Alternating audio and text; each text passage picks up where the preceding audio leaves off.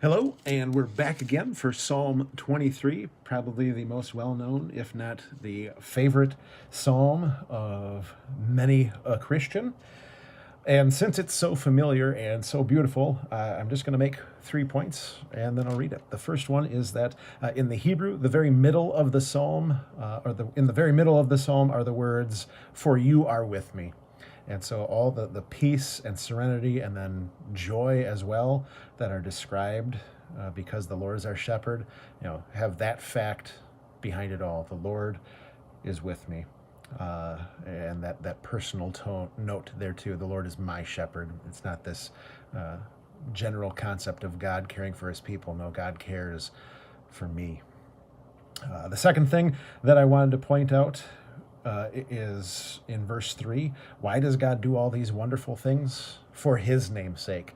It's not because I've earned it, I've deserved it, but simply because that's who he is. He's the God of all grace. He is the Lord. And the final thing, and the only other note that I really wanted to point out is just kind of a neat thing, more so in the Hebrew. In verse 6, it's translated, "Goodness and love will follow me all the days of my life." The Hebrew word there is actually pursue as well. So when you think about things that are chasing you, pursuing you, usually that's a negative context. But because the Lord is with me, and because that's just who he is the God of all grace, what pursues his people? What pursues the person who puts their trust and hope in him? Goodness and love. And if you're going to be chased by anything, how great it would be to be chased by those. So then, without further ado, let's hear Psalm 23. The Lord is my shepherd, I shall not be in want. He makes me lie down in green pastures. He leads me beside quiet waters. He restores my soul. He guides me in paths of righteousness for his name's sake. Even though I walk through the valley of the shadow of death, I will fear no evil, for you are with me. Your rod and your staff, they comfort me. You prepare a table before me in the presence of my enemies. You anoint my head with oil. My cup overflows. Surely goodness and love will follow me all the days of my life, and I will dwell in the house of the Lord forever.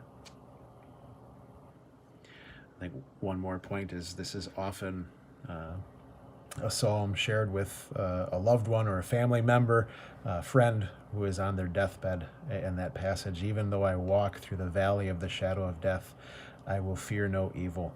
On the deathbed, how easy it will be for our conscience and the whispers of the devil to try and scare us, thinking of what our deeds have deserved, and wondering how it's all going to end.